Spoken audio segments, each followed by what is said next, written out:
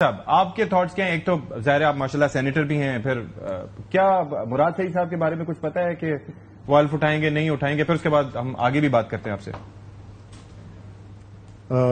مراد سعید صاحب کے حلف اٹھانے کے بارے میں تو میں جواب نہیں دے سکتا، اس کا تو وہ جواب خود دیں گے. لیکن میں خاص طور پہ اس بات کا جواب دینا ضروری سمجھتا ہوں جو رانا صاحب نے یہ کہا کہ جی آئیں اور سامنا کریں. تو مثال آپ نے اشارتاً کی، میں تو تفصیل سے بتاتا ہوں. میرے وہی 6 سال سینٹ میں تھے جو کہ اسحاق ڈار صاحب کے 6 سال جی اور ان میں سے 5.5 سال تو وہ نہیں آئے. وہ کون سی چیز تھی؟ اور ان کے پارٹی کے بہاف پہ یہ کہا جا رہا ہے کہ سامنا کریں. تو بھائی آپ کے اپنے لوگ سامنا کرنے آئے تھے، اور یہ قانون بھی انہی کی وجہ سے پہلے آرڈیننس کے ذریعے بنایا گیا تھا.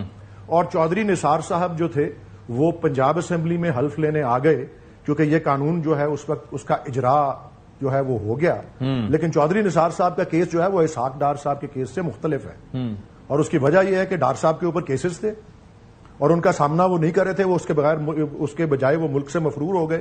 اچھا. اور چودھری نثار صاحب احتجاجاً حلف لینے نہیں آئے تھے کیونکہ انہوں نے پریس کانفرنس میں بتایا تھا کہ ان کے ساتھ الیکشن کے اندر 2018 میں کیا ہوا کہ نیشنل اسمبلی کے الیکشن میں جہاں کنٹیسٹ کیے وہاں کتنے ووٹ تھے حلقے کے اس حصے میں جس میں وہ صوبائی اسمبلی کے اندر کامیاب ہوئے. اور پھر اس کے انہوں نے بتایا کہ جی مجھے یہاں اتنے ووٹ ملے اور وہاں مجھے اتنے ووٹ ملے. اس سے نظر آتا ہے کہ یہ سارا جو ہے یہ بالکل ایک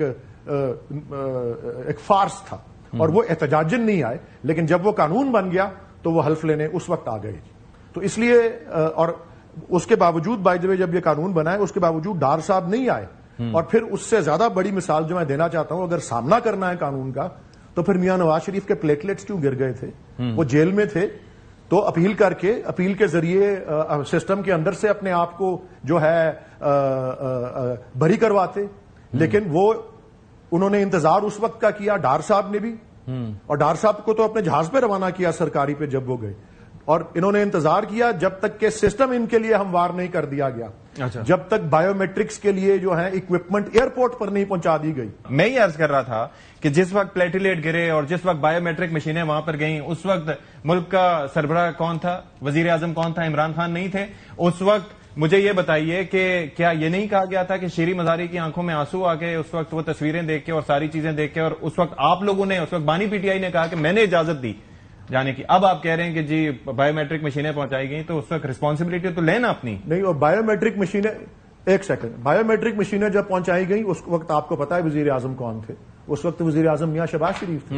وہ تو بایو میٹرک مشینیں پہنچائی گئی. لیکن اس سے پہلے پلیٹلیٹ کی بات کی تھی. اور جب مجھے یہ پتا ہے، میرے علم میں یہ بات ہے، عمران خان صاحب نے یہ نہیں کہا کہ میں نے اجازت دی. جی یہ ایک بات ضرور ہے کہ یاسمین راشد صاحبہ نے اس رپورٹ کا معائنہ کیا، وہ سچی جھوٹی جو بھی تھی. عمران خان صاحب 3 دن پرائم منسٹر آفس نہیں آئے اس کے بعد. اچھا. ایز اے شاید یہی پروٹیسٹ تھی ان کی. اچھا. میں آپ کو یہی بتا رہا ہوں نا. اسی لیے ٹھیک ہے رانا صاحب. دیکھیے اس کا تو بڑا سمپل سی بات ہے، کانسیکوینس ہے نا. اگر آپ نہیں آئیں گے ٹائم پہ، جب دار صاحب نہیں آئے تھے تو انہوں نے قانون چینج کر دیا اس کے بعد. تو اگر یہ نہیں آئیں گے تو دیر از اے کانسیکوینس کہ ہی لوز ہز سیٹ اور جو ہے. لیکن جہاں تک فیس کرنے کی بات ہے، دیکھیں یہ بھی ریکٹ کا حصہ ہے کہ میاں نواز شریف لندن سے واپس آئے یہ جانتے ہوئے کہ ان کو گرفتار کر لیا جائے گا. ان کی بیٹی ساتھ ہمراہ تھی. تو اس کے بعد اگر وہ گئے اور پلیٹلیٹس کا مسئلہ بنا تو وہ ان کی حکومت نے اور عدالت نے اجازت دی تو وہ گئے. بہرحال میں آئی اسٹک ود مائی اسٹانس کہ ایک جو ایک بندہ جس نے سرو کیا ہے اور پھر اگر اس پہ کوئی الزامات ہوتے ہیں پھر اس کو فیس کرنا چاہیے. اور یہ تو 9 مئی کے سارے جو ہیں وہ بھاگے ہوئے ہیں جنہوں نے انسٹیگیٹ کیا اور پھر وہ اب غائب ہیں. تو میں سمجھتا ہوں کہ فیس کرنا چاہیے بالکل. So I stick with what I said. اچھا قمر صاحب، قاہرہ صاحب سر یہ فرمائیے گا کہ اس وقت یہ جو ایک تو 5 اگست کی ان کی تحریک جو نقطہ عروج پر پہنچے گی یا 90 روزہ پلان ہوگا، یہ شروع ہوتی یا نہیں ہوتی وہ تو اپنی جگہ، لیکن یہ جو فیصلے آئے ہیں سرگودا سے یا لاہور سے اور جس طریقے سے سرکردہ رہنماؤں کو 10 سال کی سزا ہوئی ہے اور اس میں شاہ محمود قریشی صاحب جو ہیں وہ بری بھی ہوئے ہیں، do you see any connection in that? Is there a message یا یہ بس ایک کوئنسیڈنس ہے؟ یہ تو میں نہیں کہہ سکتا، میرے پاس تو کوئی ثبوت نہیں ہے. لیکن آپ کے سوال پہ میں تھوڑا سا کمنٹ کرتا ہوں، بٹ چھوٹی سی گزارش پہلے کر لوں کہ ہر گفتگو میں یہ لازم نہیں ہے کہ تنزن ہی گفتگو کی جائے. میں نے कोशिश करता हूँ, मेरी अभी भी कोशिश यही है कि कोई तंज का पहलू ना हो, वे फॉरवर्ड की बात कर ली जाए। ट्रू। मैंने तो सिर्फ इतना कहा, मोहतरमा बेनजीर भुट्टो शहीद किसी मुकमका के नतीजे में नहीं आई थी। मोहतरमा बेनजीर भुट्टो जब वापस आई, उन पे हमला हुआ, तो आपको याद है, रिकॉर्ड पे है, परवेज मुशर्रफ ने कहा था, मैंने कहा था वापस ना आए, और उसके बाद भी उन्हें कहा गया वो वापस चली जाए, लेकिन वो नहीं गई थी। अगर उनके लिए सतह हमवार होती तो न सिर्फ कराची में जो उनपे हमला हुआ, उसके बाद पेशावर में उनपे एक हमला प्लान हुआ, जो कि अवॉइड हो गया, जी। और फिर उनपे ये हमला हुआ। तो ये लाजम नहीं होता कि हर मामले के ऊपर आप हर वक्त एक ही रट लेके चले जाएं, तो आगे बढ़ने के रास्ते पैदा करने चाहिए। बहरहाल अगर कोई ताकतवर है और समझता है कि वो अकेला इतनी बड़ी तवाना आवाज है कि वो दुनिया को बदल के रख देगा, तो उसका हक है, जरूर करे कोशिश, अल्लाह उसको मुबारक करे। रही बात ये जो फैसलों की है, फैसले पाकिस्तान की तारीख में जो हुए, मैं इन फैसलों को जो अभी हुए हैं, मैं ये नहीं कह सकता कि बड़े आसान फैसले हैं, मैं इनको वेलकम भी नहीं करता।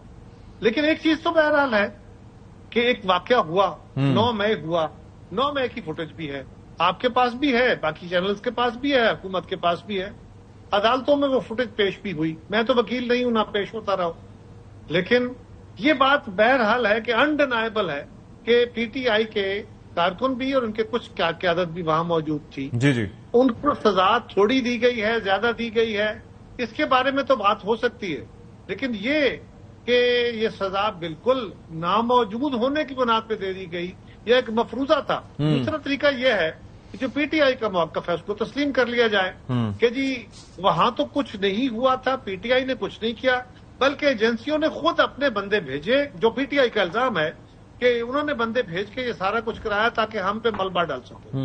अगर ये है तो इसके ऊपर बहस हो सकती है, अदरवाइज बहरहाल एक मुकदमा था, एक वकूआ हुआ है, वहां वाक़े हुए हैं, उनके ऊपर सजाएं हुई हैं।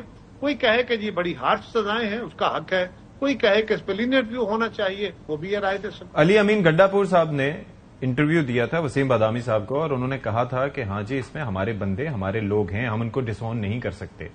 ये कमर जमान कायरा साहब, वजीर आला खैबर पख्तूनख्वा ने बात की। मैं तो ये कह रहा हूं कि वो फुटेज आपके पास भी है, वो हर चैनल के पास है, वो हुकूमत के पास है, वो मैंने भी देखी है, पाकिस्तान के सारे लोगों ने देखी है।